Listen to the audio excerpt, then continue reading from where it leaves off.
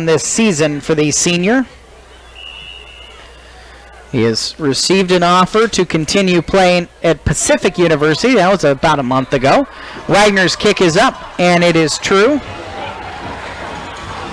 And so, 1:47 left in the second quarter, and Hermiston gets on the board. Hanford's lead is cut to 21-7. It is quite clear that picking the direction that you go after winning the toss was the right way to go for Hermiston, because going east right now is definitely a lot easier. It's really tough to go right to left across the dial right now. Yeah, it is. If you're going to go back towards the west end zone and throw against that wind, you're going to have a really tough time. And going down towards the with the wind, I was really surprised we did not stretch the field, more on that series, trying to get the ball down and loosen it up a little bit. But it worked out. We've seen some go for it on fourth downs. We've seen a little bit more gambling tonight. What do you think?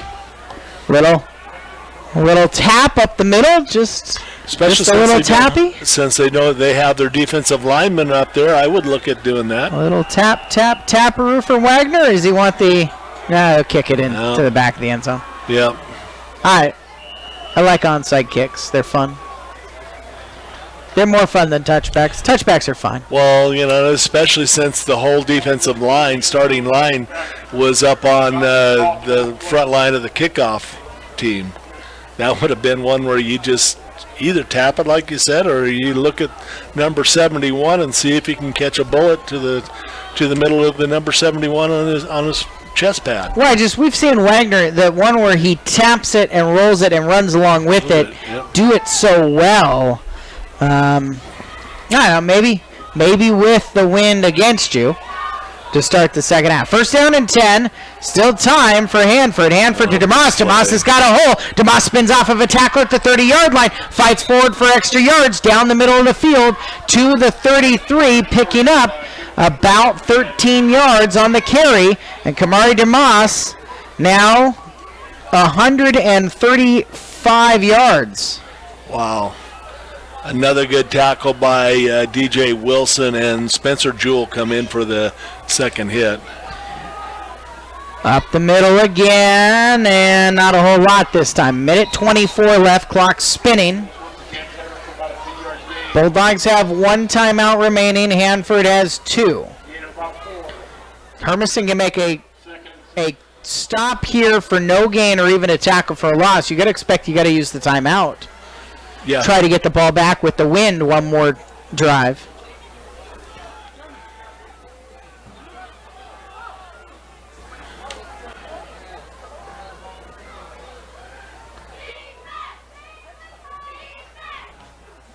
Low snap, fake handoff to Dermos up the middle. Dermos bounces to his right off of a tackler inside the 45.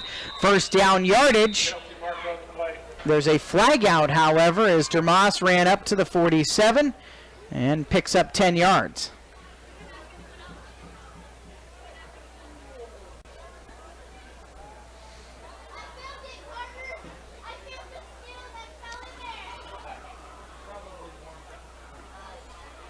Waiting for the signal.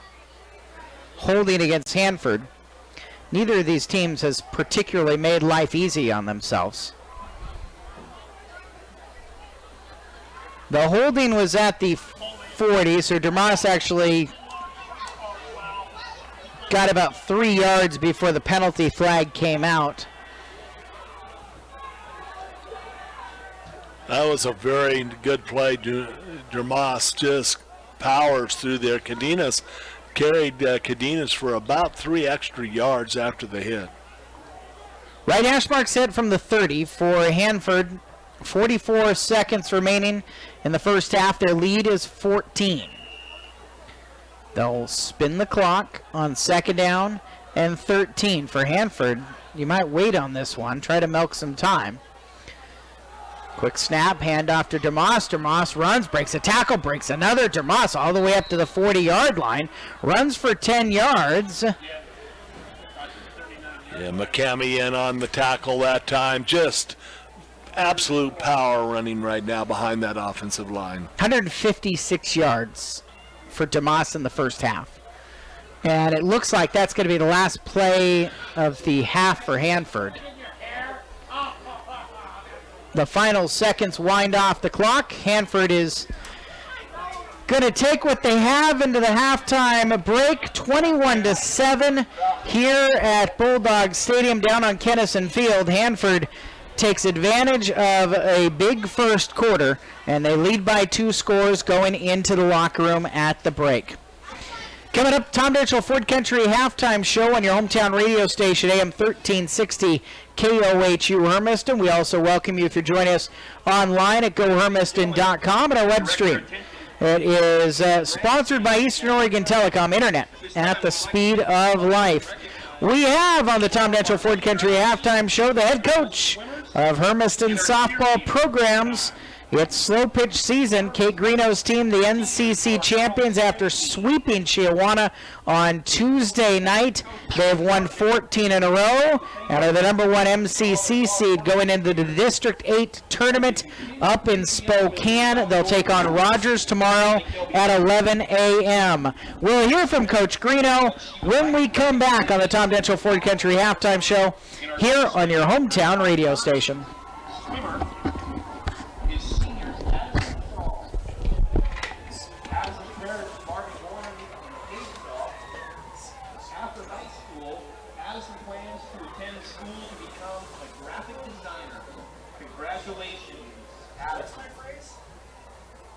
Second senior, Cora Tratini. Cora's parents, Douglas and Tricia, are with her. After high school, she plans to travel the world. Congratulations. And our third senior swimmer, Sally Wooster. Sally's parents, David Wooster and Cindy Devano. After graduation, she plans to attend a 4-year university degree in criminology and English, then go to law school. Congratulations, Sally. Now for our cheerleaders. We've got a couple of cheerleaders to recognize. Head coach Caitlin Wise and assistant Cole Ramirez would like to thank our cheerleaders for all their hard work this fall. We've got a couple more ball games to go. We're headed into winter sports as well for many of our cheerleaders. But thank you, girls, for all your hard work. Our first cheerleader, Mackenzie Halbert. Mackenzie's parents, Jack Albert and Jennifer Wiley. After high school, Mackenzie plans to go to college and grad school. And of course, rule the world. We wouldn't expect any less, Mackenzie. Congratulations and good luck to you. And our second senior cheerleader, Lily Warren. Lily's parents, Ruben and Lilia Juarez. After high school, she plans to go to cosmetology school and receive a license for professional makeup. Congratulations, Lily. Congratulations to our swimmers and our cheerleaders and all those senior athletes. Great job, ladies. Congratulations. Enjoy the cool weather out there for the rest of the evening. Get a couple of photos. I'm Bryce. By the way. Sunny. I don't want to go eat yet. You got a little bit of time.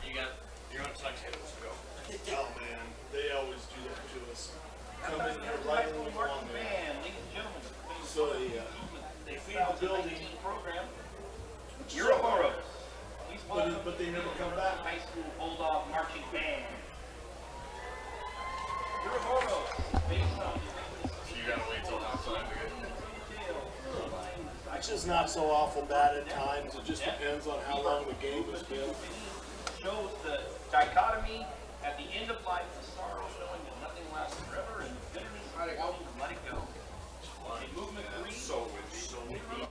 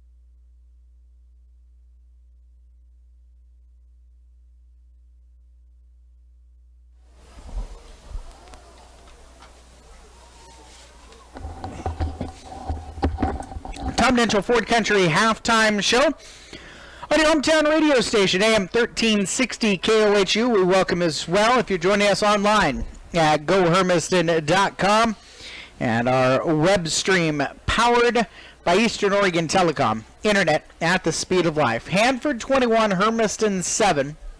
If you're scoring tonight, you're scoring in the east end zone with the very strong wind out of the southwest.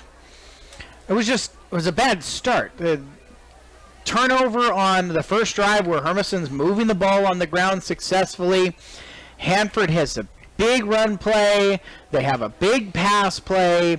They got behind the hole really quickly, Sonny. Yeah, they did, and that's what we didn't want to see. We did not want to see us shooting ourselves in the foot early. We did, paid the price twice in the first half, now down 21-7. It's definitely impactful, the way that the wind is changing the passing game, because even if you're going with the wind, it's still affecting the ball coming out of the quarterback's hands. So all of that has to be taken into consideration here in the second half. And I think if you're Hermiston, you have to find a way to make this third quarter, the second time Hanford's got the wind with them, not to be punishing. If you give up anything, give up just one, so you have a chance in the fourth with the wind at your back. Yeah, that's exactly right. And what we need to do is make sure that if we're going to change up our defense whatsoever out there, that we come out a little bit and play a little deep zone to make sure that these wide receivers are not getting behind our defensive backs for the easy two wide open touchdowns where, the maximum yardage between the shortest was 10. Take a look at the Ranch and Home scoreboard. Kennewick Lions just got an interception and then a Miles Mowski touchdown run. So their lead is 13-7. Second half action for Kennewick. Pasco trailing wall-to-wall at Burleski Stadium at halftime, 21-7. The scoreline in that one. And a Chiawana Kamayakan 7-7 halftime score as well. All that on the Ranch and Home scoreboard for you this evening. And halftime for Southridge. They're into the second half now, but last update from Southridge, a 7-0 lead for the Suns at the locker room break. Teams heading out of the locker room, so we're going to get you second half action on the other side of this break. It's the Tom Dental Ford Country halftime show at AM 1360 KOHU. Well, what happened to Pasco? Reality? Yeah, they were never that good anyway. You want your hat on your bag or in the garbage can? On the bag is fine. Wasn't a great throw.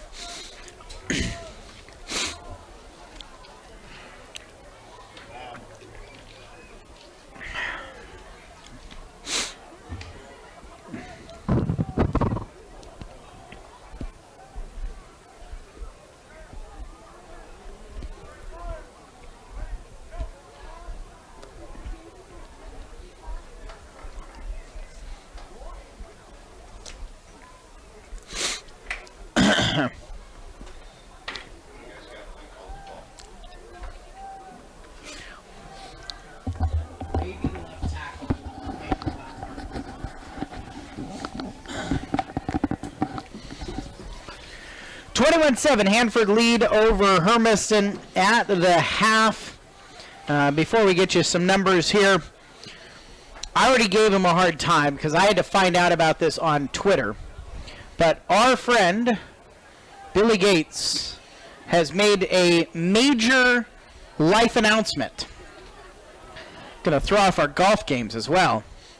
Last day at KATU, where he's been working for the last couple of months, is November 22nd. He and his wife Jessie are moving to Austin, Texas. Oh. And Billy is going to join KXAN News to get closer to his wife's family. So we are losing a honestly a Hall of Famer out of coverage of OSAA sports.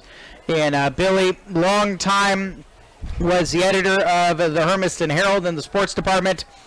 Did some great stuff there. And obviously close to us, helped us out, was a sideline reporter for a year or two. He was my roommate for a few years when he was here with the Herald. So congratulations to Billy and Jesse. I know they've been talking about getting back to Texas for quite some time, and now that's coming to fruition. And what part of Texas did you say? Austin? Austin, okay. I think deep in the heart of Texas. Yeah, not a bad place. Been there a couple of times. All right, first half stats. Kamar DeMoss has 17 carries, 156 yards. Idua Nacerna has 2 carries for 10 yards. 166 yards on the ground for the Hanford Falcons.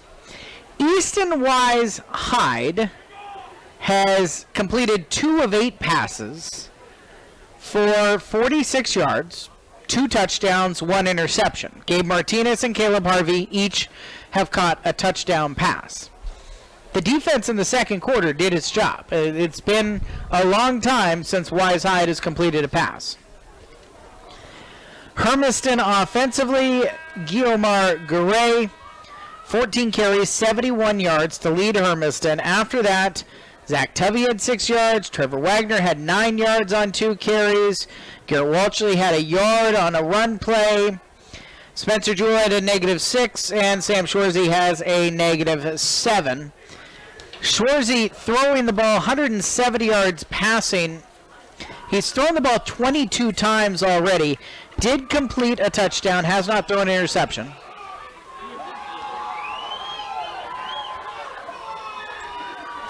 $12 of 22.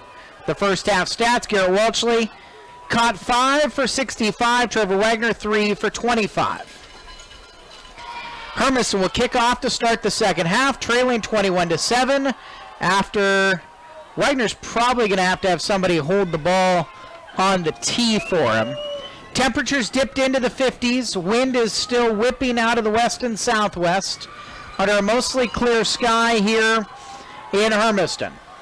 Bulldogs, purple tops, white pants, black numerals, white helmets, white tops, purple pants for the Hanford Falcons with black helmets. And it will be a squib kick. DeMoss picks it up at the 25 and is taken down at the 30-yard line. Quick downfield coverage. DJ Wilson in there on the stop, and first down and 10 for the Falcons offense. Now Hermiston's just got to, like you said, they got to come up and be very sturdy on defense again. Hanford 9 first downs in the first half. Penalized 8 times in that first half for 54 yards. Handoff end around run. Martinez, who scored the first touchdown of the game, is shepherded out of bounds at the 37-yard line after a 8-yard run. Spencer Jewell on a nice sideline tackle that time. But again, you know, they have student body right and left. They're getting their guards and tackles moving very well out of there, Eric.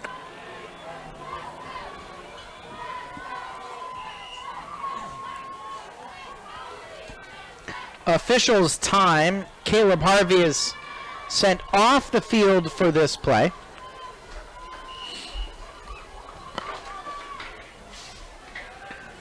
Right hash mark set.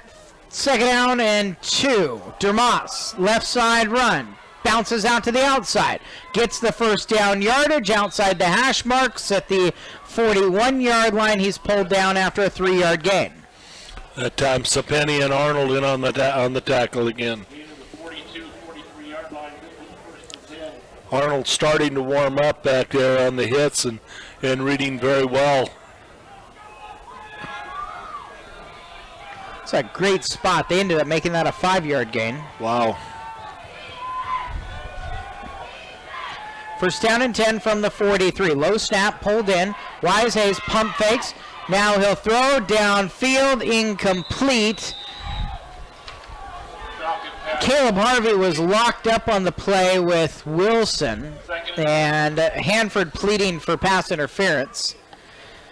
But the incompletion will bring up second down and 10. Yeah, I don't know so much about the pass interference. It just looked like it was thrown a little bit too long, maybe a little bit of hand fighting by both players, and you got to let that go if you're going to call it one way or the other.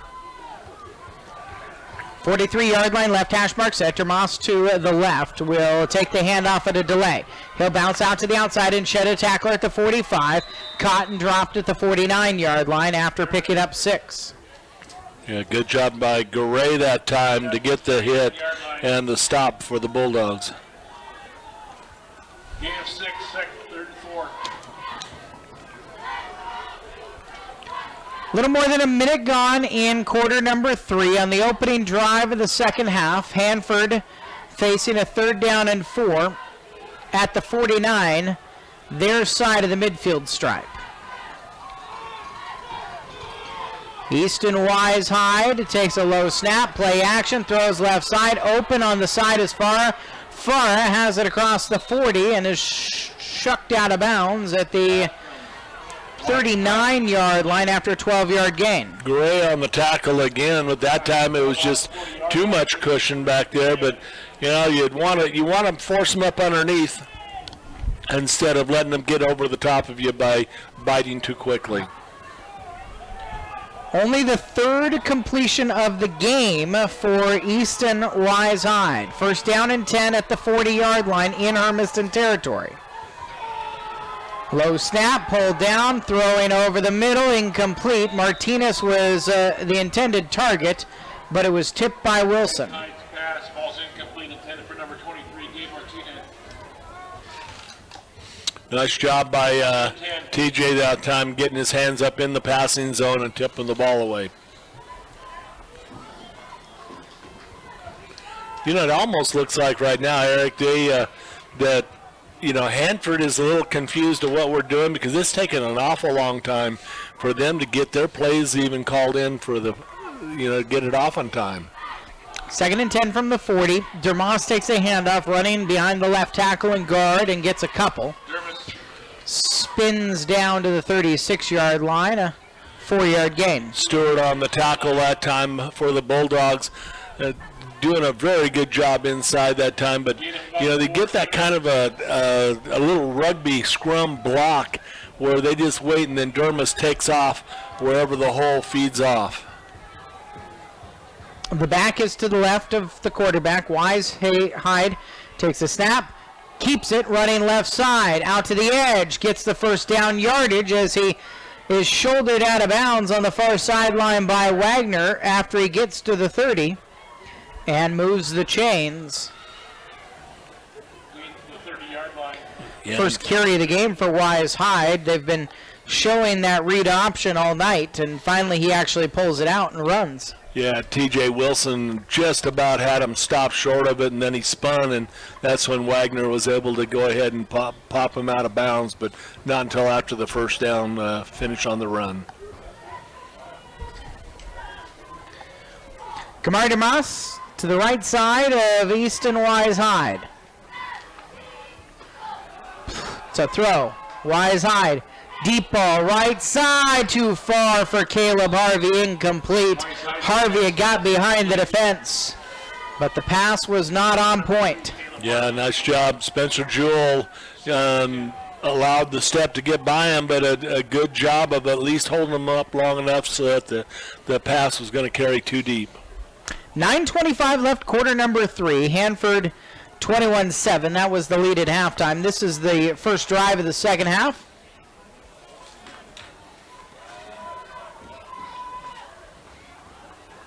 And 2nd down and 10 from the 30 in Hermiston territory. 2 receivers left, 2 receivers right for Wise Hyde. Slaps his hands together, takes a snap, hands off to Moss. In the backfield, he is caught and will be dropped for a loss. McCamey finishes off a tackle. First one there was Trevor Wagner. Wagner did a great job getting in on the hit, reading it right away, and McCamey coming in to help mop up. Tackle for no gain. It's the first tackle for a loss of the night for Hermiston. And they did give him a loss on that, didn't they? 1 yard back, 3rd down and 11 at the 31. Twin receivers each way. Dermas out of the backfield to the left side. Look that way, now over the middle. Wise Hyde winds up, throws over the middle. Touchdown. Jackson Farah into the end zone from 31 yards out. Yeah, too much time for the quarterback for Wise Hyde to go ahead and see who was coming open. He also had another receiver coming open in the right side of the end zone, but right down the middle of the pike for Hanford against the Hermiston defense. Look, sometimes if you think long, you think wrong, but there was no problems there for Wise Hyde. He had forever in the pocket and could have made a couple of different decisions. Yeah, he actually could have run him because we were not getting any type of pressure on him, that's for sure. They'll go for 2 and convert another run up the middle on the extra point by Edward De La Paz. And the scoring drive goes 3 minutes and 25 seconds for the Hanford Falcons. Their lead is now 29-7.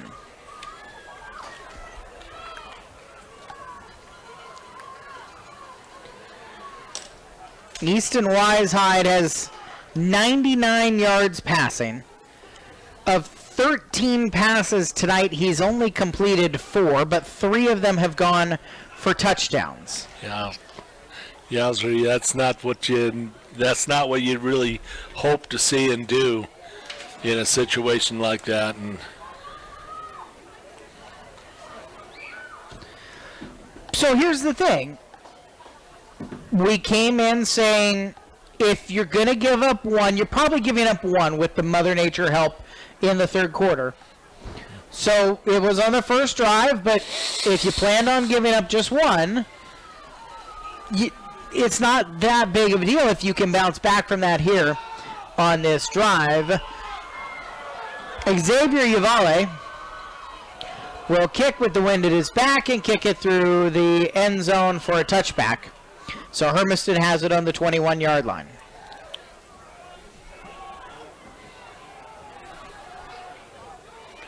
yeah, that's his 4th touchback of the night.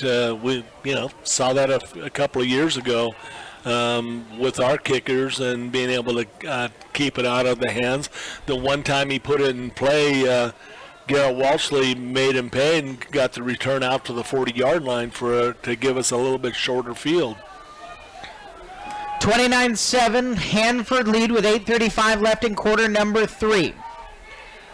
Sam Schwarzy's got 2 receivers each way, stacked on top of each other from the 20-yard line. He'll slap his hands together, motion in, handoff, left side run for Walshley down the near sideline. He's got a seam at the 40. Walshley to foot race, near sideline into Hanford territory. 25, 20, 15, 10, 5, touchdown! Hermiston, an 80-yard touchdown for Garrett Walshley. That time there, he got absolute great block out of Rimmer on the outside where he got the seal. And I believe it was it Pitney that was with him out there and was able to push him outside. Both of those guys got it, and then Garrett just made his fantastic play all the way downfield.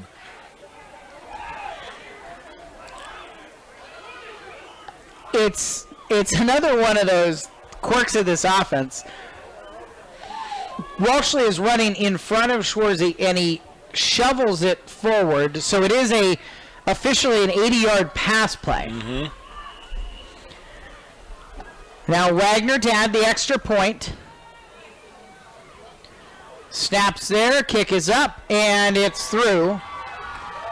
8:22 left in the 3rd, 29-14. Hermiston gets their quick strike response to that touchdown.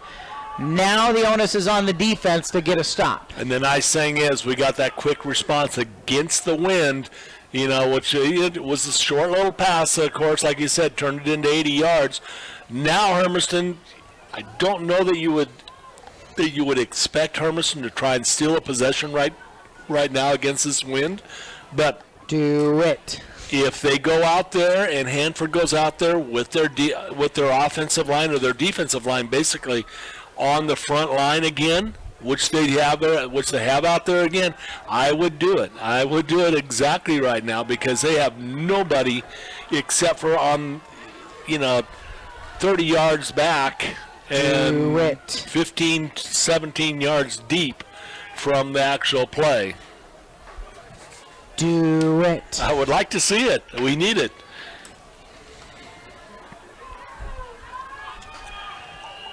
Wagner, the ball rolls off of the tee again. Honestly, if they had to have somebody come hold it, that would be even better, because I think it just sells the idea that you're going to kick it away even better. Yep.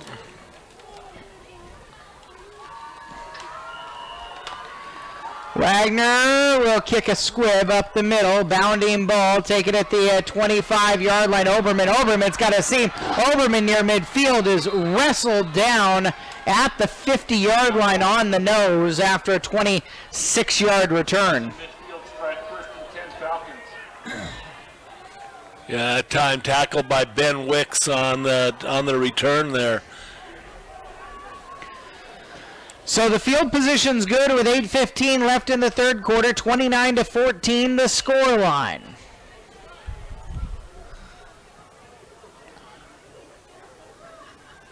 Ranch and Home scoreboard end of the third quarter. Southridge lead over Moses Lake 14-3 now. End of the third, Kennewick leading Richland 13-7. First down and 10 from the 50. Low snap, Wise High throws near side. Bubble screen set up and completed to Mitchell. Mitchell down the near sideline, shoved out of bounds by Wilson at the 30-yard line after a 20-yard gain. Yeah, that was a well-designed screen pass up underneath the bubble that time, and they really exploited us. Good thing that DJ, was able to go ahead and get there and get the shove out of bounds. 1st and 10 Falcons. First down and 10 for Hanford. At the 30 in Hermiston territory. 3 receivers left for Wise Hyde. He'll hand off. Left side run for Long. Brandon Long's first touch of the game. And on the far sideline, a flag comes out as he is tackled at the 23-yard line. 70-yard run. Check on the marker.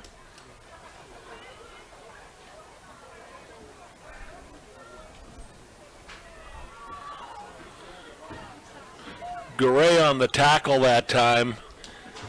I don't know, a lot of discussion again about this play. Oh, clipping. Clipping against Hanford.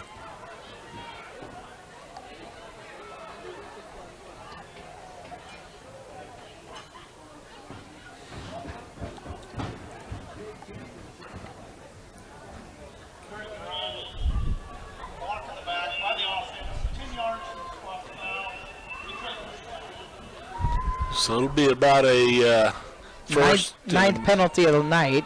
And it'll make it a 1st and 11. I think it's just 10-yard penalty, right? Yeah, 10 yards from the spot. So that'll put it about the 31, 32, 31. How is the spot of the foul 4 yards downfield from where the play ended? All right, so it's at the 31-yard line. First down and 11. The wind carried that flag, Eric. No, I get that, but it didn't carry the ball carrier, Brandon Long. I hear you. Dermas is back in the backfield to the left of Wise Hyde, who drops the snap, picks it back up, scrambles around to the right side, caught from behind and dropped for a loss by Sapeni. Nice job. Sapani stayed with that one there and just did a good job and kept taking him down for a loss of about 10, 11 yards.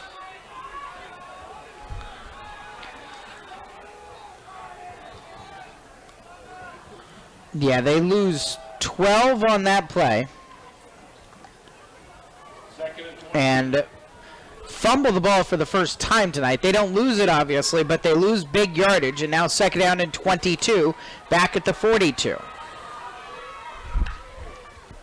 Wise Hyde, play action, time in the pocket. Now he's caught and dropped for a loss. Sacked by Stewart at the midfield stripe. Stewart just did a fantastic job for the 8-yard sack that time. Hanford quarterbacks are really well trained. They always keep their feet moving. They really do shift their body around well. But that time, the clock in Wise Hyde's head just didn't alert him to the fact that he was going to be in trouble. Third down and a country mile. They've got it back in midfield. They got to get to the 20. Is exactly 3rd and 29. Shovel pass to Dermas. Caught by Arnold at the 46-yard line. He practically hog-tied him after a 3-yard gain. That was absolutely nice job by that time of staying at home by Arnold and making that great tackle around both ankles. Halfway point of the third quarter. Hermiston, aided by 2 sacks and a penalty, are forcing a Hanford punt with 4th down and 26 facing the Falcons. Wise Hyde is the punter. He will, excuse me, they let this time Mosseth kick, and that is fielded by Jewell. Jewell gets it a little bit forward to the 13-yard line, but prevents it being inside the 5, so Hermiston has it 1st down and 10, down 29-14, with 5:30 left in the third quarter. Smart job by Jewell that time, knowing that that ball was hanging up and that defense was coming. They were going to be able to possibly stop it down inside the 5 and at least getting a 2-yard return on it. Sam Shorzy and the Bulldogs, 1st down and 10 from the 13. Shorzy hands off to Garay. Garay has a seam, comes to his left, breaks a tackle across the 20, and upended at the 25-yard line. 12-yard 1st down run for Guiomar Garay. And Madriel on the tackle that time. Good job. Hermiston starting to get a little bit excited and getting some push out of it.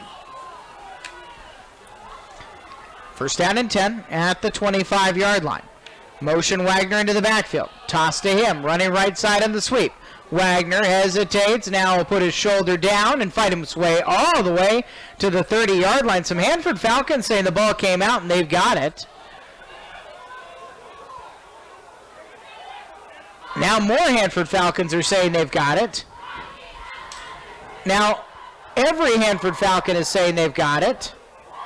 Although Dustin Coughlin comes from the bottom of the pile and hands it to the official.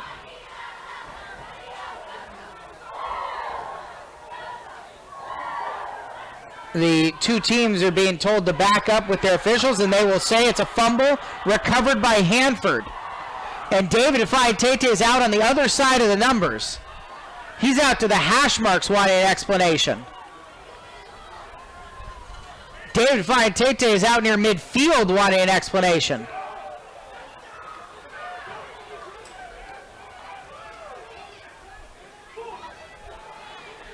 This is the most demonstrative we have ever seen David Ifeatete. He has been flagged, and he's been flagged again. David Ifeatete There's no reason. has received 2 flags. He was all the way out at midfield after the bottom of the pile. Coughlin came out with the ball. They said it was Hanford ball.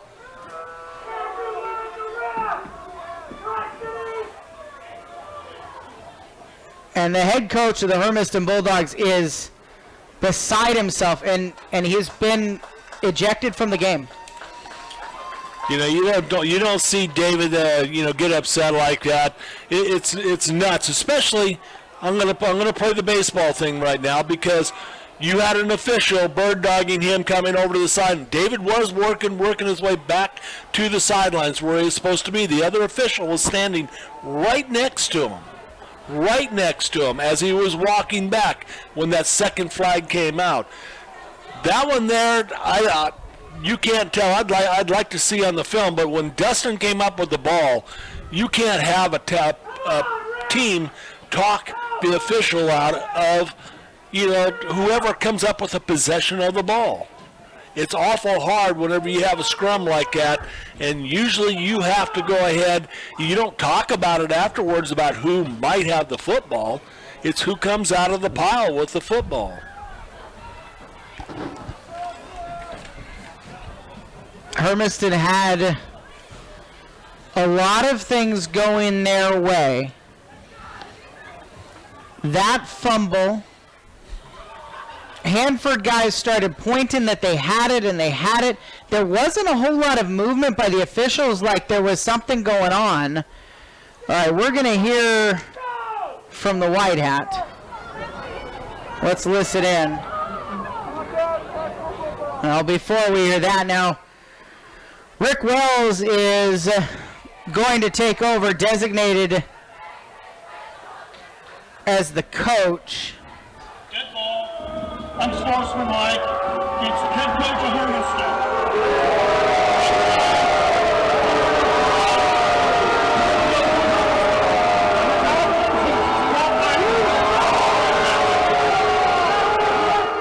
So you couldn't really hear the end of that. There wasn't a whole lot of explanation to it.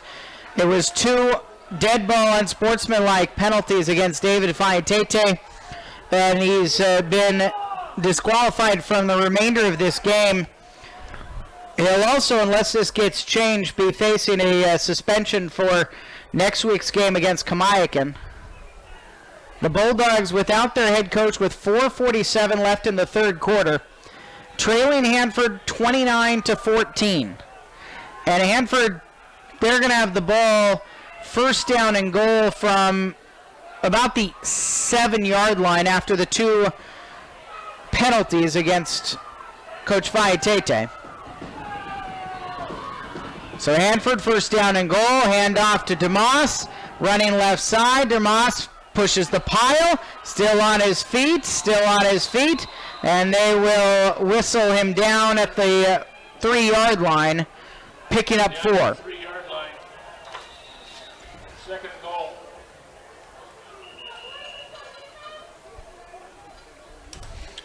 Justin Coughlin on the tackle that time. So they've made some pretty big changes in there, knowing that they have to get this football back. Second down and goal from the 3-yard line. Hanford's a little bit wobbly out there. Dermas was a little bit banged up, had to run off the field.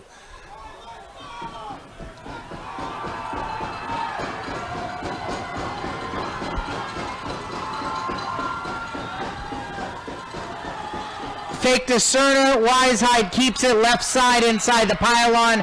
Touchdown. Touchdown Falcons. Yeah, time there. Nobody stayed at home off the play action, read option inside. And Wisehide had a free shot to the left side of the end zone. 4:06 left in the third quarter. And a hush has fallen across Bulldog Stadium. Down on Kennison Field, Hanford on the extra point try. They have run 2 of these.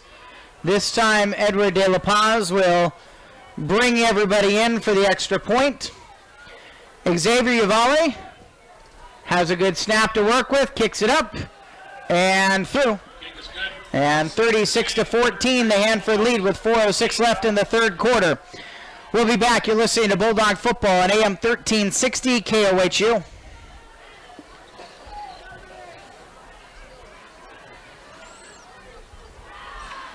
They had 2 two-point conversions, right? Yeah.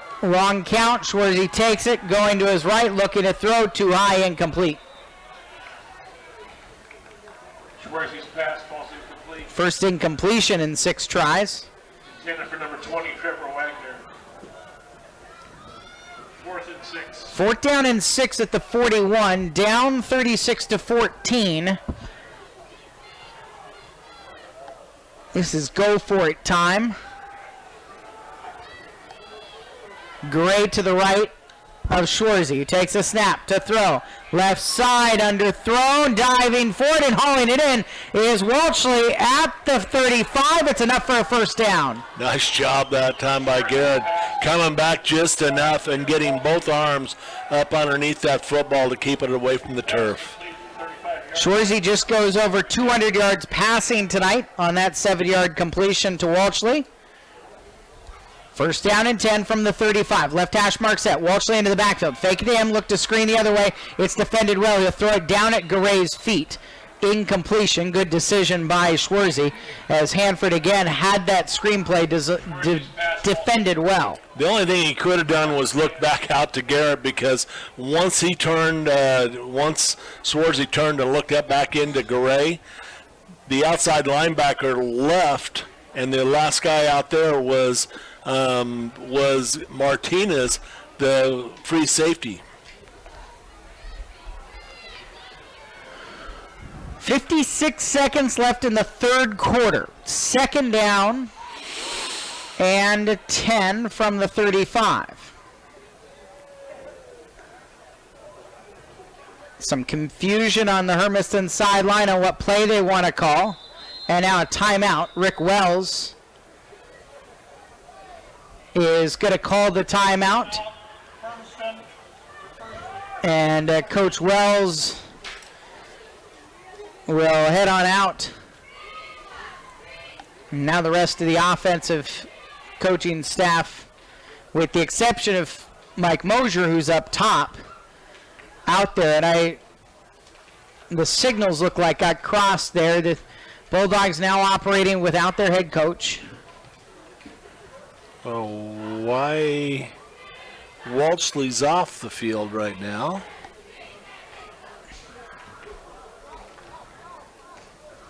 They're going double tights. They got Riker McDonald in on the game, and they got Sapani in, so they are going double tights.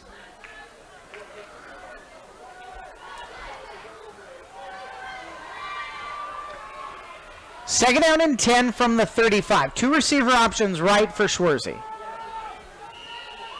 Garay to his left shoulder. In the shotgun set, the quarterback will motion Remmer right to left in the backfield. Toss it. Left side run. And some space up to the 30.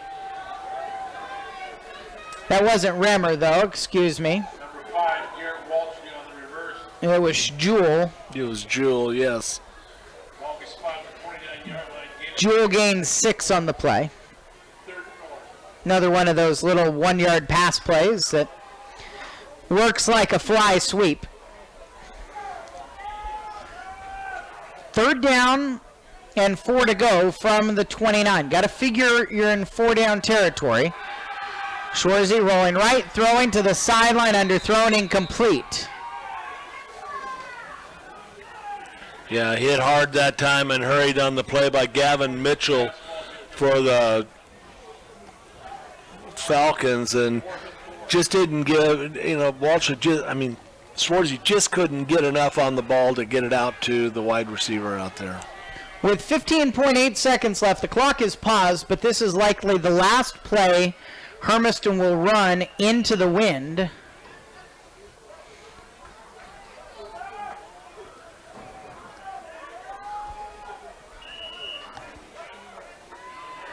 Three receiver options left for Schwarzy. 4th down and 4 from the 29. Feels like a must-convert delayed handoff. Pushing forward, diving for the 25. Hermiston should have it. Garay on the delay gets the yardage for a first down.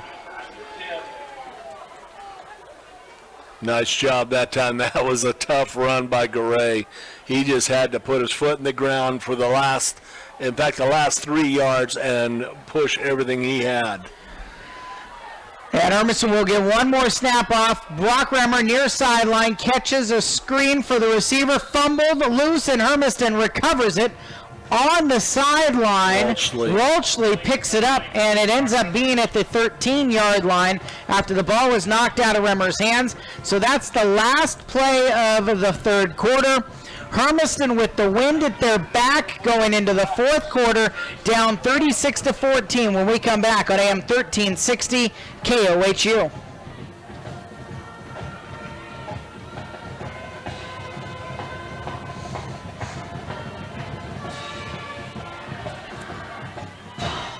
The fifth fumble? Yeah.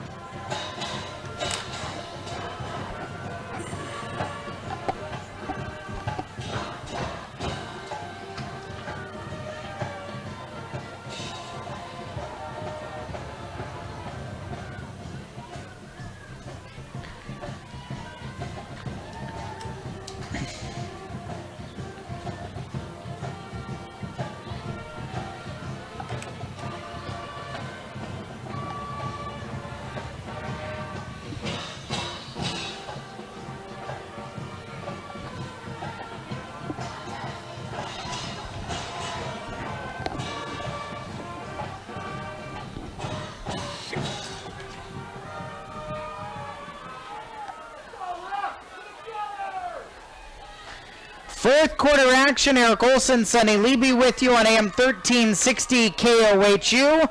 Bulldogs trailing the Hanford Falcons 36-14, but they are driving. And another quarter starts with the chain gang on the wrong side of the field. See, this is something different than we've ever seen, because that whole quarter timeout, all 5 officials were gathered on the 20-yard line in the middle of the field talking, and the chain gang was still sitting on the sideline. I don't get that one. Same thing as happened the last time, but I don't know why they have to have, a full 2-minute break communicating to themselves, well, this is what it is.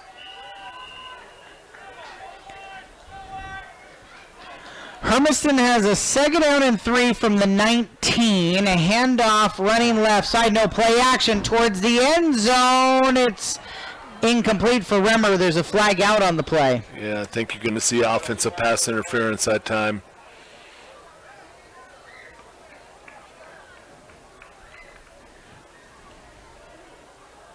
I don't know. They're discussing it pretty heavy, but it looked like a little bit of a shove, but maybe the Hanford defender was angling him off.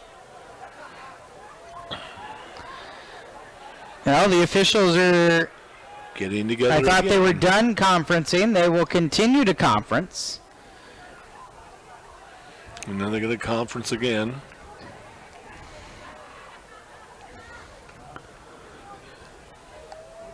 They are going to call it against Hermiston. Well, the Double fouls on that play. Pass interference on the defense. Pass interference on the offense. Those penalties offset. Replay 2nd down. Huh? Offsetting pass interference penalties each way. Now, Hermiston's argument is going to be pass interference doesn't offset. No. Is what they're going to try to argue. They're going to try to argue you called defensive first.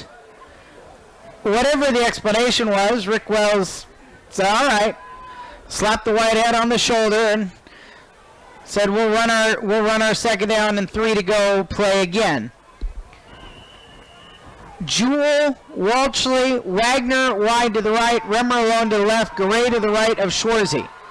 Schwarzy takes a snap, hands off to Garay. Garay gets a yard, stopped at the 18 though, and stood up. Ball flipped out of Garay's hands, but after the whistle. Yeah, Mosseth on the hit again.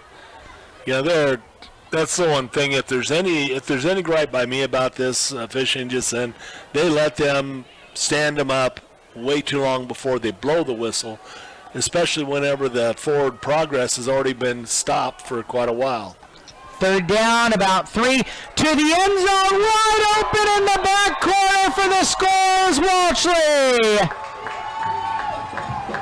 18-yard strike. Garrett Walshley is into the end zone for the third time tonight. Got that one up underneath Gabe Martinez.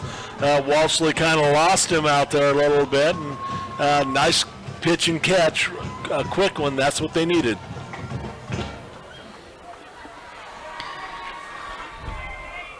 $11:15 on the clock, 36-20. So Hermiston will go for 2. Gray to the right of Schwarzy. 2 receiver options each way. Bulldogs need the 2-point conversion. Play action. Schwarzy rolling right. He'll throw to the end zone, dropped.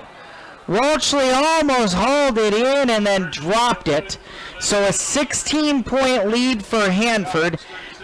Still a 2-score game, but it's going to be 2 touchdowns, 2 conversions. Almost all of the fourth quarter remaining. We'll be back. You're listening to Bulldog Football on AM 1360 KOHU.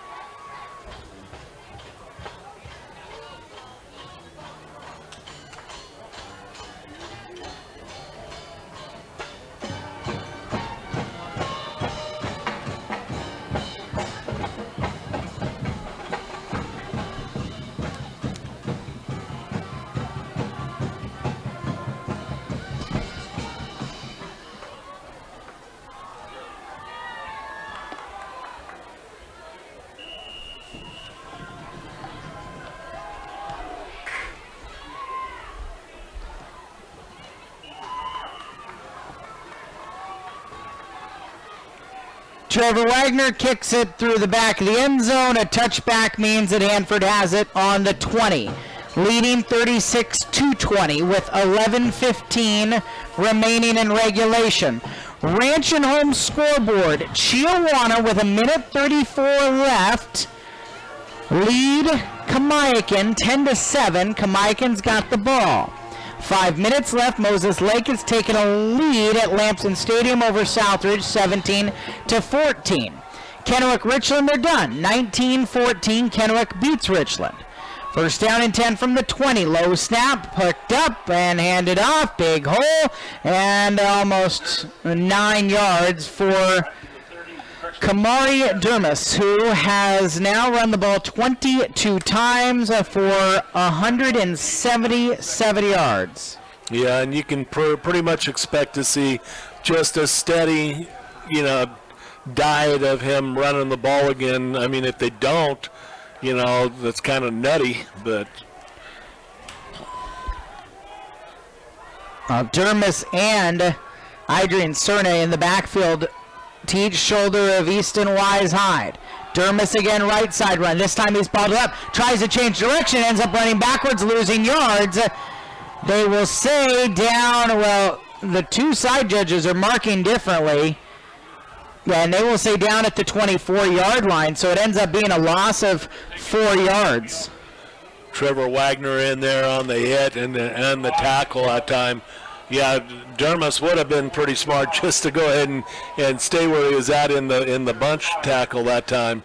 He would have ended up with no yards lost whatsoever. Now it has gone final. Chiawana holds off Kamiakin and wins 10-7. And that is a final on the Ranch and Home scoreboard. Hanford's going to have to use a timeout with 9:50 left in the fourth quarter. Leading 36-20, they'll use their first, and we'll take it as well. On AM 1360 KOHU.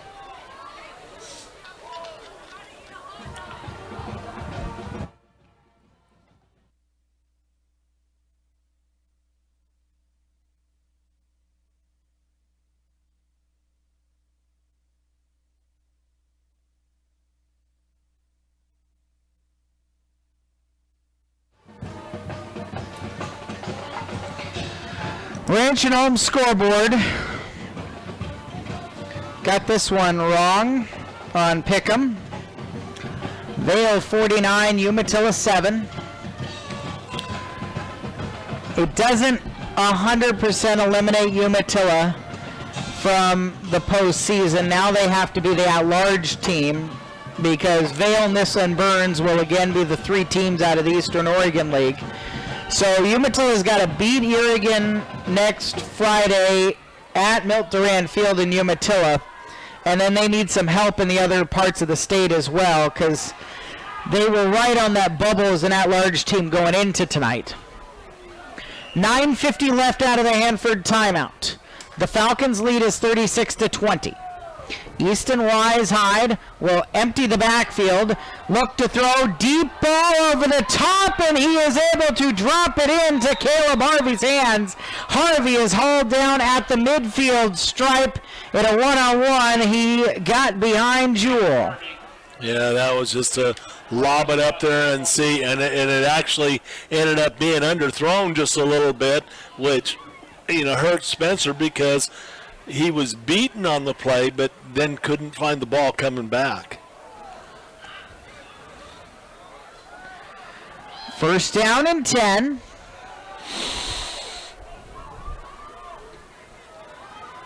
Handoff, sweep play to the near sideline. Mitchell stays on his feet inside the 20. Ball knocked out. Hermiston says they've picked it up. No indication yet. Isaiah Mitchell, the ball carrier, got to the 37. And still no indication. No, it looks like he got it back. Wagner on the tackle, and everybody else came in and tried to pick up that football. Had Coughlin in there, had Bradshaw in there trying to pick that ball up, and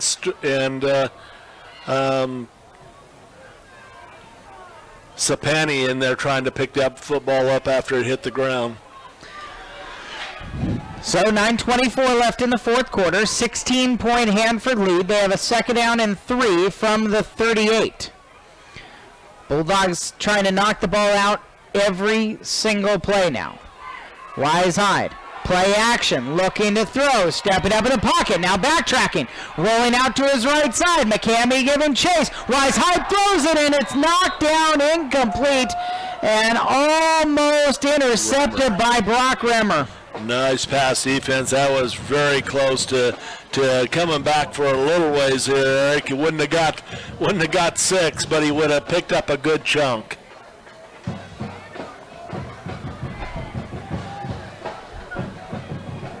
Really surprised me, Eric. I don't know why you do that. Yeah, I mean, surprised me. You got a lead. You want to run the clock. Why he even made the fake? He's got a running game that is hard to stop. DeMoss has got 173 yards on the ground tonight. He just picked up 7.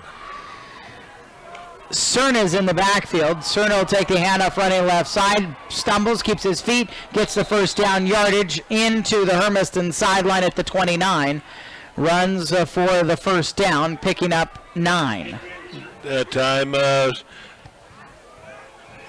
nice tackle on the sideline by Arnold, but Got to the 29-yard line. yeah, they want it and keep it in bounds. I mean, if they're it's kind of odd this way this Hanford team is running their plays right now.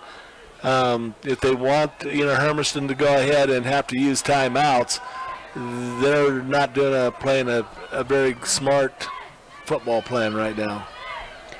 First down and 10 from the 29. Flags out for early movement. They'll stop the play.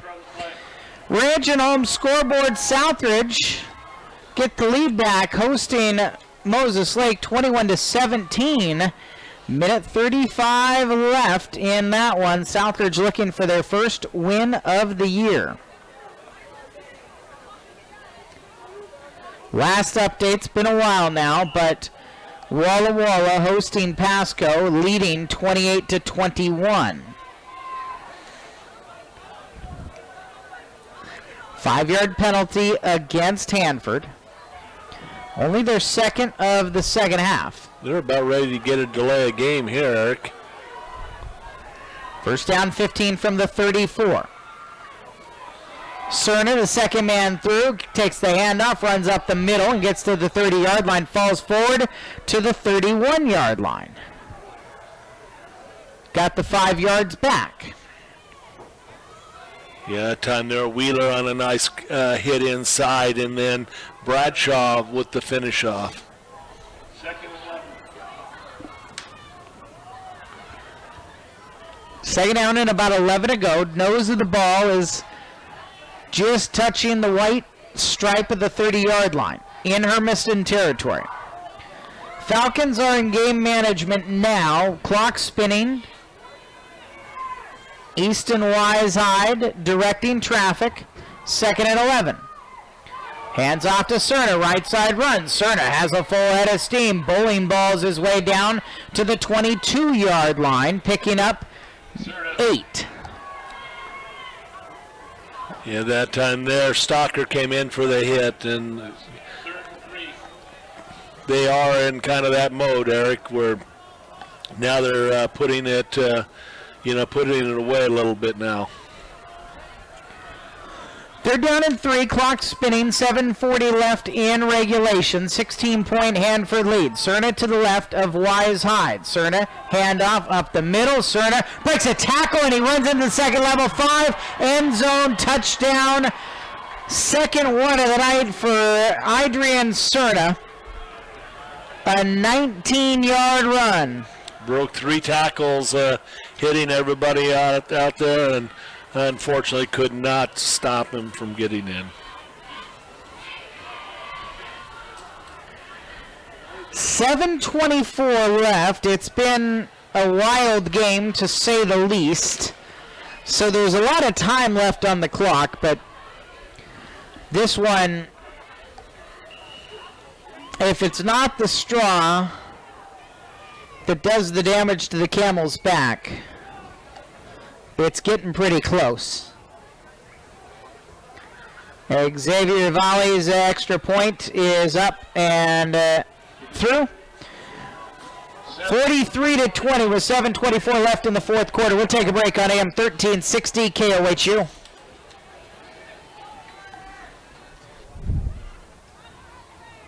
Is he 4 for 5 kicking? And 2.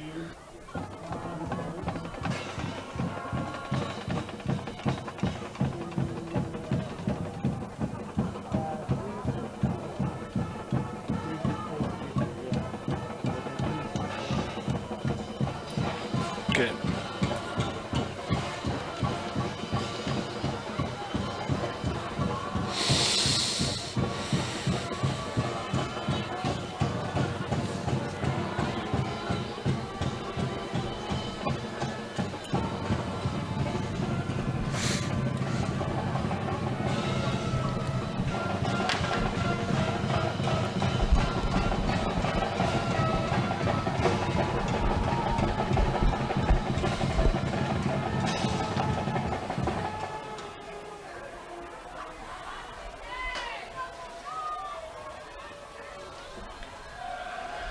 .24 left. The second touchdown run of the night by Adriana Cerna extends the Hanford lead to 43-20. The kick is a squibber taken by Remmer at the 21. Coming near sideline, he'll stop, try to go to his left, and gets across the 30. 31-yard line is where Hermiston will have it. Excuse me, that was Nathan Wheeler. Wheeler with the return of 10 yards, and Hermiston's got it with 69 yards in between them and the end zone.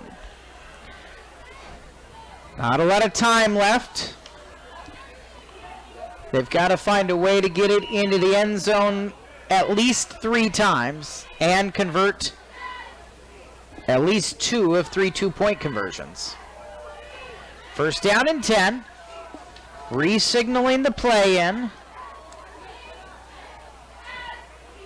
Garay moves to the left side. 2 tight ends in. Excuse me, it's a bunch of 3 to the right. Wagner motions to his left. The sweep play for Wagner. Cuts back to his right. Breaks a tackle. Wagner, full head of steam, gets 10 yards to the 41. Nice job that time with forcing Martinez, Gabe Martinez, to come up from his outside linebacker position to make that tackle. Nice job by Wagner. Wagner, it's his 5th reception of the night. First down and 10 from the 41. Schwarzy looking to throw. Rifles far side. Remmer pulls it in at the 46-yard line. 5-yard gain. Jackson Farrer on the tackle, and then this is, they got little chunks. May have to try and go a little bit deeper on this thing to get a quicker score.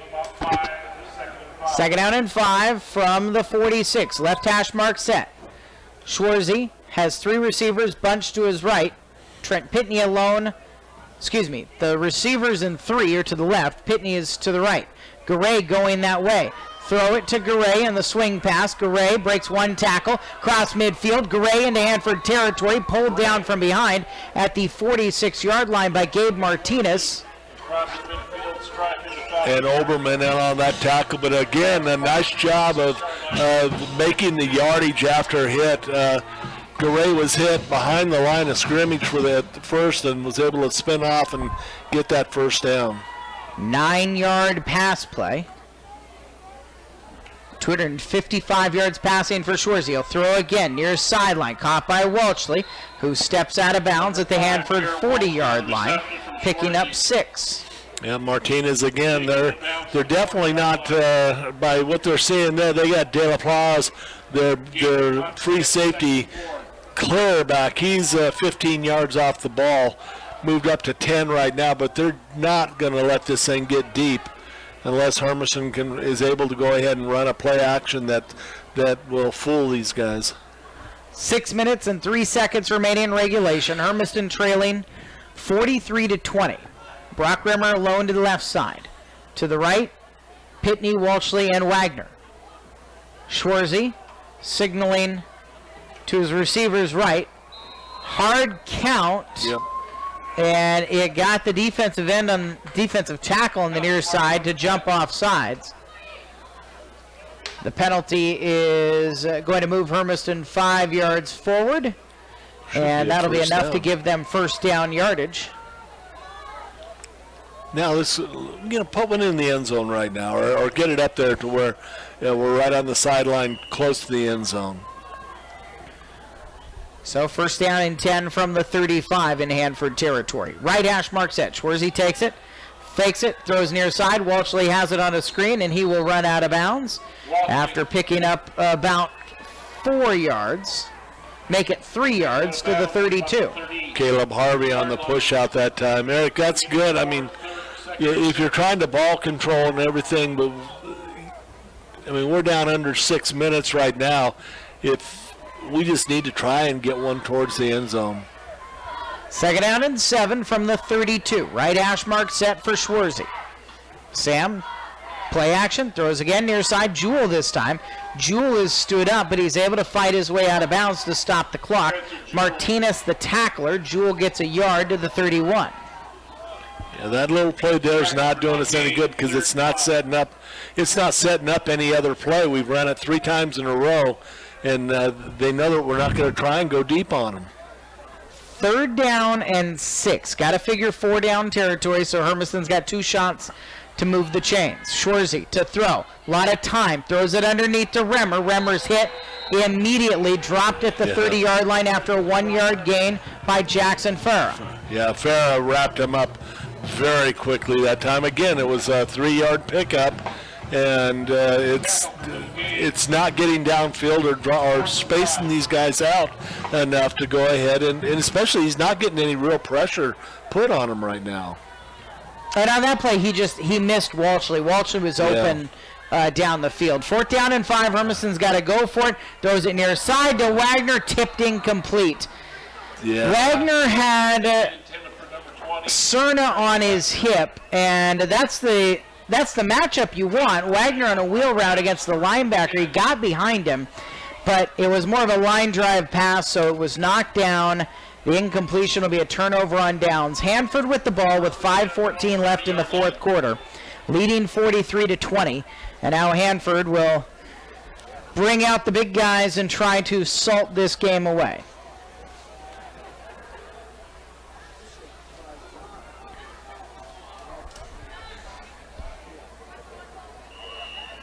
They bring out another quarterback.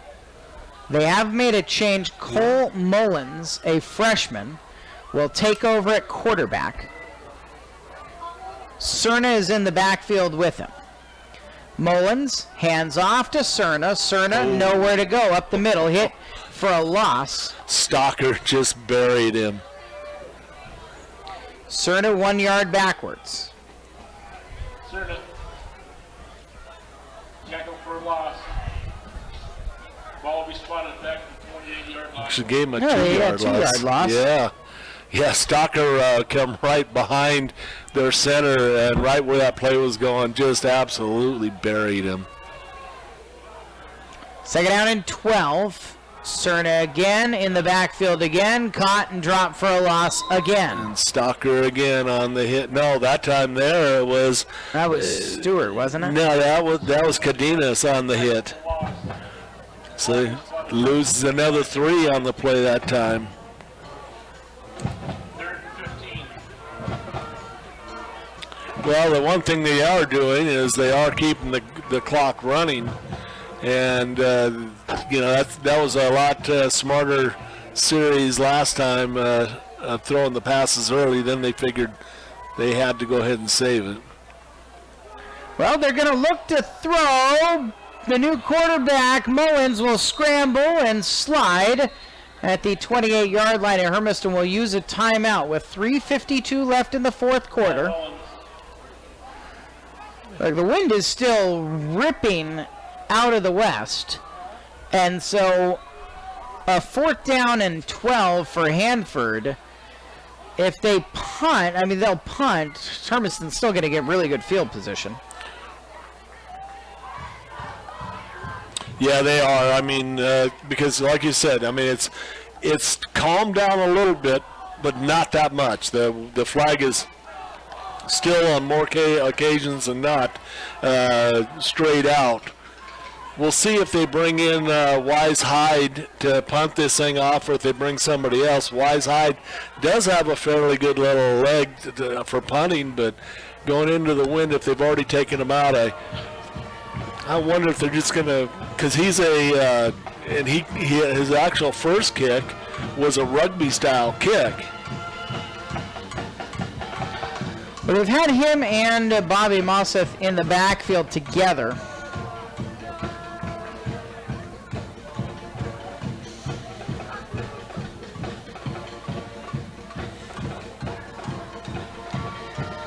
Ranch and Home scoreboard. Chihuahua Riverhawks celebrating a consecutive Mid-Columbia Conference title with a 10-7 win against the Kamiakin Braves. Southridge Suns celebrating their first win of the season with a 21-17 come-from-behind victory against Moses Lake. The kick is away. It's a low bounding ball taken by Jewell. He spins and is down at the 47-yard line. Not really much, maybe a yard return to the 48-yard line. 3:45 left in regulation. And there's a flag. And is there a roughing the kicker penalty? Nobody hit him. Although the conversation they're having is with Bulldogs right now. So Hermiston, it's Bradshaw and Coughlin are going to decide, and it's going to be against Hanford. And so they're going to say, let's move them back, take the penalty, and make them kick it again as the wind continues to rip into their face. Holding penalty on Hanford. Now, 10 yards backwards from the spot, this is going to act like a 15-yard penalty. Yeah, see, they had Bobby Mosseth back there originally behind Wise Hyde, and when they called for it, he moved up as a single up man, and he's the one that ended up getting called for the holding. So 43-20 with 3:45 left in the fourth quarter. And now Mosseth and Wise Hyde are both standing at the goal line. Jewel is at the 50. Jewel's got to move up. Mosseth moves up again to that personal protector position. Hermiston bringing the pressure. It's away. Now there's a flag out. The ball checked up. Hermiston should have it at the 35. Instead, it's going to be... It'll be interesting to see if it's running into the kicker or roughing the kicker. Either way, it won't be a first down. So Hanford will have to punt it again.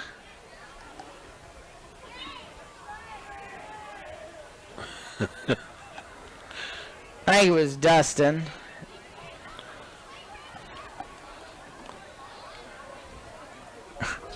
There's 3:38 left. Hanford could decline this too and be like, whatever, we'll just give you the ball. Okay, was it Dustin or was it... It was Dustin. Okay, because I was going to say Stanley Scott's out there on the field right now. Stanley Scott just subbed in for Dustin. Oh, he did. Okay. That would explain why.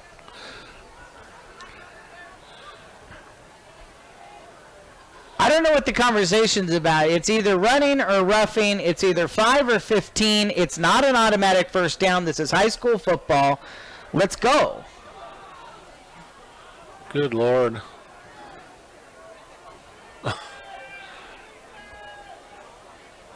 Now all five of them are in there. The ball boy from Hanford's going to join the conversation.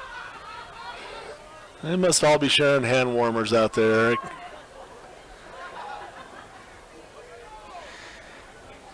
Now the explanation. So running into the kicker. Hanford declined it. They're like, you know what? Fine. Have the ball in the 35. 3:38 left in the fourth quarter. They're up 3 scores. Yeah. So it went from the 10 to the... I mean, because think of it this way. Let's say you take the 5-yard penalty. Your guy's still kicking from the 5, and there's a chance you get blocked. So this is actually this makes sense. Yeah. So a 20-yard, 25-yard kick. From the 10? No, it was from like the 15, I think. Okay. Hanford now wants a timeout, or we got to pause. Oh.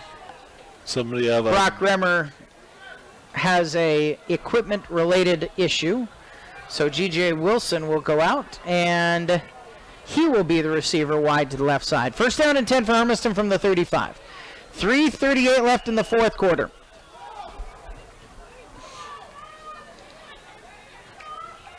Time for a yo baby.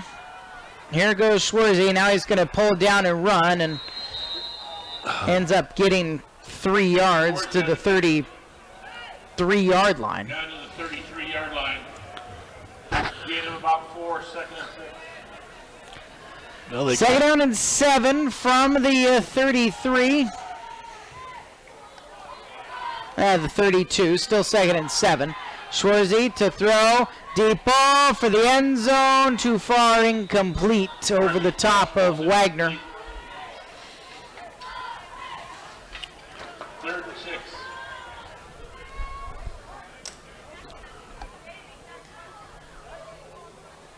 Yeah, that time both safeties, Caleb Harvey and Gabe Martinez, were right there with the receiver. Sam Schwarzy has thrown the ball 42 times tonight. 3rd down and 7 from the 32. Schwarzy, throw number 43, over the middle, wide open. Wagner's got it at the 10. Comes back to his right, backing his way down near the 5-yard line. Need to put him down right on the 5-yard line, it looks like, Eric. Nice little play that time. 31-yard gain.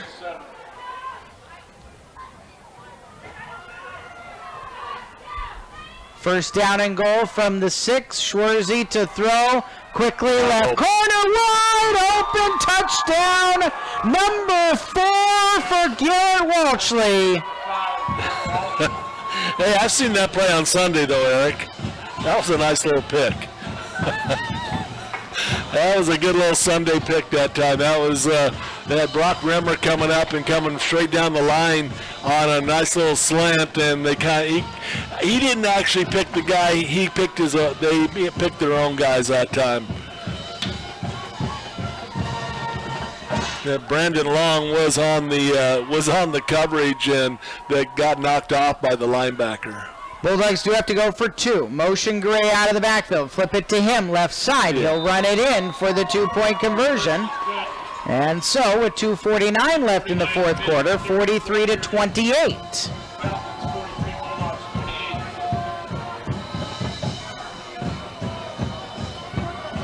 Four touchdown catches tonight for Garrett Walshley.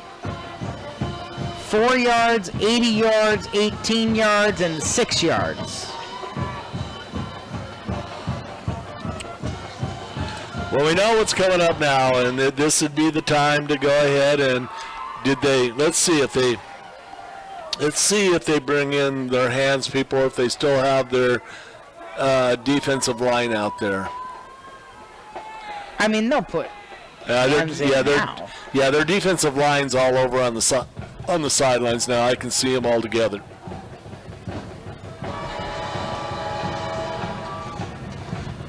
Was asking for it earlier in the night. Couldn't quite beg for it just right. Only one guy with it, and that's a receiver with a number higher than 24 on the field right now.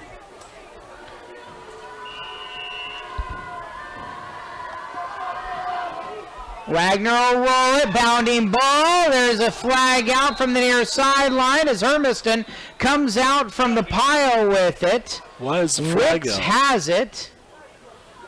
The flag from the near side came out, indicating the ball didn't go 10. That ball was 12 before the scrum was created.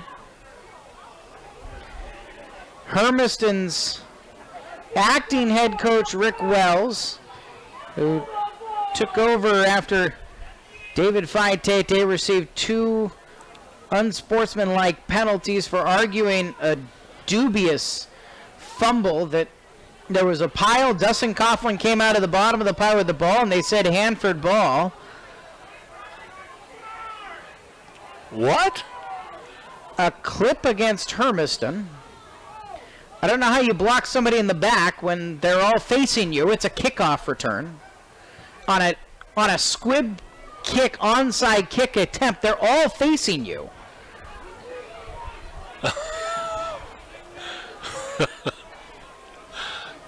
That penalty is impossible. It's also impossible for this guy to call it. Yes, it is. There are 4 people between him and where the play was.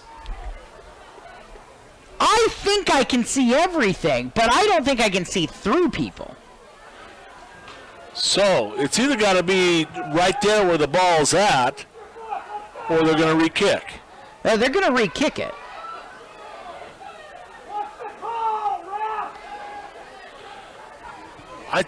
Apparently it's a 10-yard clipping penalty. We didn't even get an explanation on that one. No, these guys are got a lot of explaining to do in their next league meeting. Whenever they start looking at this film. I don't know how is that a clip? Everybody's facing him. Try it again. Bounder this way. Took a high hop. A squibbling ball, but catch by Deshaun Samples.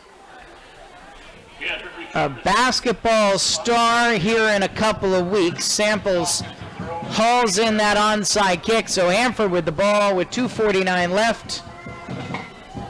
Hermiston has just one timeout. They trail 43-28.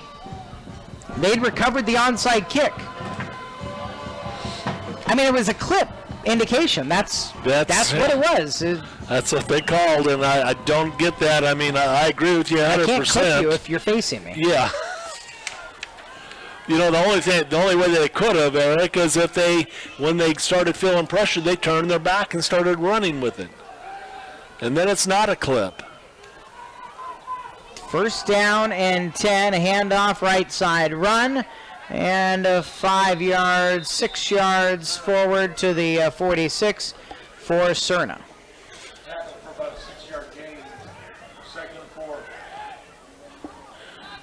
Tackle that time by Caleb Crafton.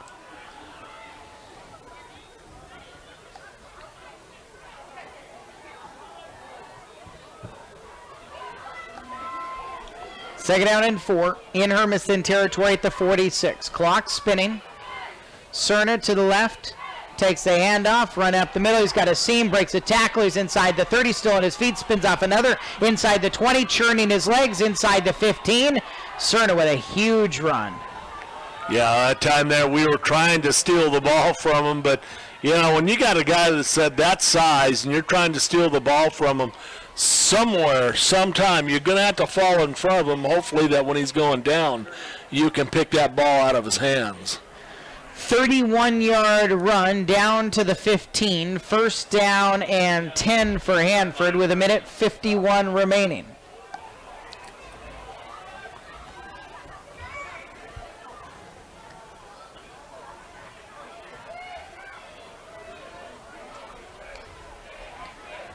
Cerna again, up the middle again. Cerna into the end zone. 15-yard run. A couple of guys patted him on the shoulder pads as he went past, but nobody closed in. No, nobody wanted to hit the guy. I mean, he's Cerna is 215 pounds. 215. I think he might be a little bit lower. Well, maybe not. He's only 5'9", if he's 5'9", but. Cerna, that's his 3rd touchdown run tonight. Kamari Dermas did the hard work. Didn't get into the end zone. Cerna's got 3. Yavali's extra point is up, and it's through. And there are 92 seconds remaining in the game. 50-28 now the scoreline. Falcons 50, Bulldogs 28. Well, it was a nice try. It was a nice try, and I thought it was a good play on the onside recovery. Then they come back after that 10-yard penalty, have to re-kick it again, and give up the hard run, and 3 hard runs, and that made it. Hermiston just had to try and hold on, but what hurt was Cerna's 31-yard run. When everybody's trying to strip the ball. As I look out there, back deep, Spencer Jewell, Garrett Walshley, but 2 levels up, Zach Tuvey is the senior out on the left side, and I think again of Tuvey and Trevor Wagner, the junior Wagner going to coach this week and saying, let Zach start for me here tonight on senior night. And it's just a type of selfless act that, as David Faitete told me, that was a huge coaching moment. Popped up ball. That one is a scramble. It's fumbled. That is picked up at the 46-yard line. That should have been an illegal kick. Yes, it should have. You can't kick the ball on an onside kick, drive it into the ground, and have it pop up over the heads of the returners anymore. That is this year a new emphasis. That's an illegal kick. They've got to get together and talk about it here. I specifically had a conversation with Michael Llewellyn, who is the officiating coordinator for the Blue Mountain Officials Association, and I asked him about it because I was at a 6-man game in Echo, and they had a flag out for a pop-up kick, and he explained it to me as a new emphasis. You can't kick it down into the ground and have it pop up that high. That's an illegal onside kick right there. Hanford can line up into the victory formation with the recovery. That shouldn't have been a recovery. That's just completely wrong. We'll just add it to the litany of the list here tonight. This thing turned into a second-half safari. Yeah. Yeah, I don't get it, and I'm trying to figure out exactly what's going on, with everything out there, and it's, you wonder what in the world some of these officials were making on the call there, especially on the onside kick, both of them. Hanford will kneel down again. They'll need to kneel down one more time. Falcons did bring a Rooter bus or two that's over parked on the old fairgrounds, and their student section starting to make some noise as Hanford is going to kneel off the final minutes of this game, and they will improve to 5-3, 4-3 in the MCC. They will continue to sit in that number 2 spot in the Mid-Columbia Conference for the 4A schools as they take the final knee, and the final seconds will tick off the clock. The final score here tonight, 50-28. And the Hanford Falcons come away with the victory. We got some stuff to talk about here this evening as the teams shake hands at midfield. It's a congenial atmosphere. I mean, the teams battled well. They seem to have a lot of respect for each other, coaching staffs as well. And we will come back and we'll try to figure out how to put a bow on this one. 50-28, the final score. Hermiston falls to Hanford here on senior night. We'll be back on AM 1360 KOHU.